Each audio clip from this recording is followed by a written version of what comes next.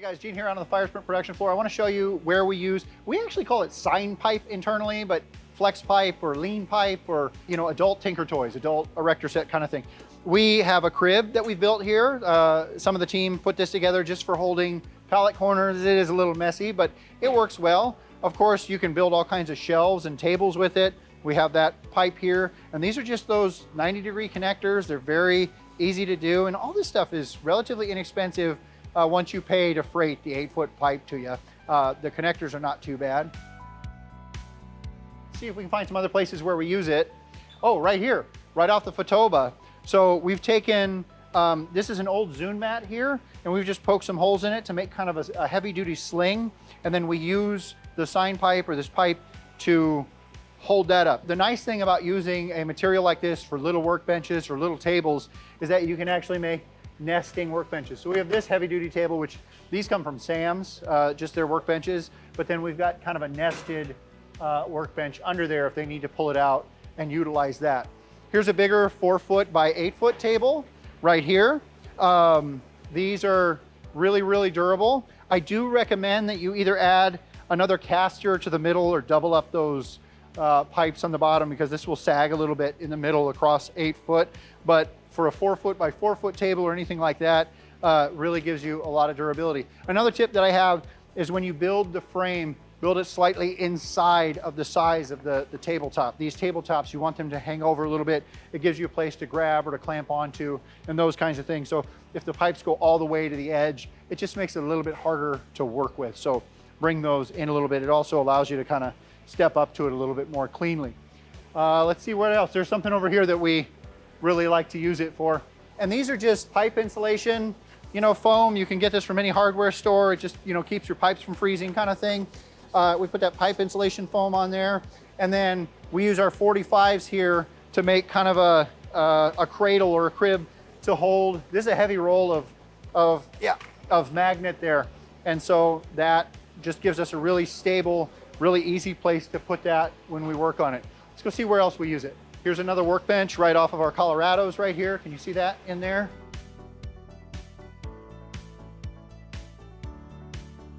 It's another little workbench. Maybe we can sneak in right here.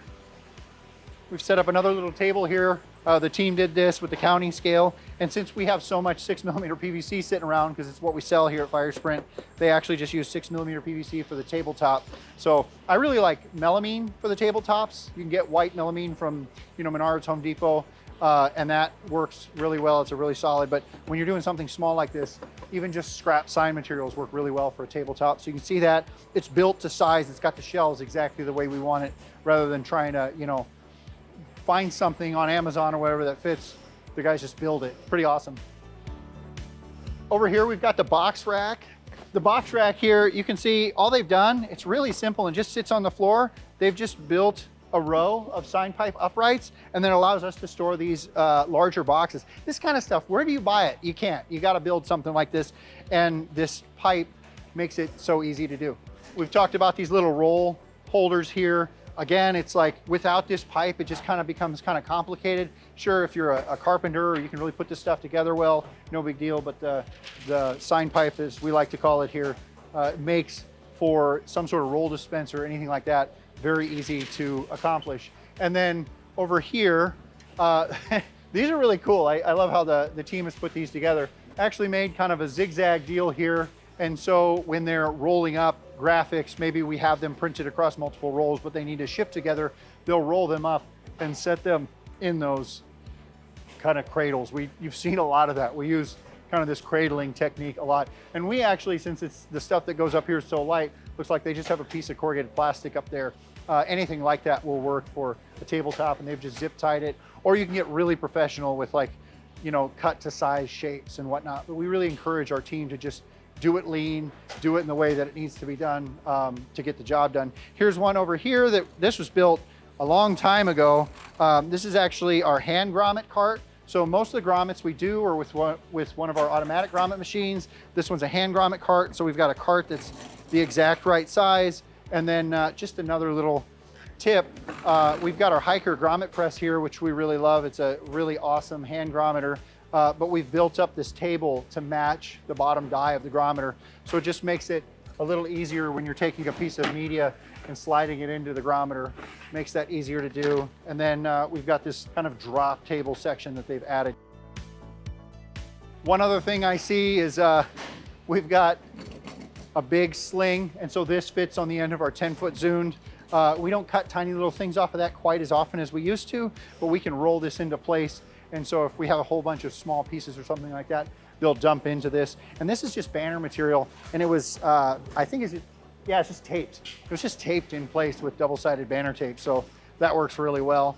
We've got another little cart here for isopropyl alcohol. We will occasionally need to wipe down a sign or wipe down products with isopropyl alcohol. So we've got our cart here.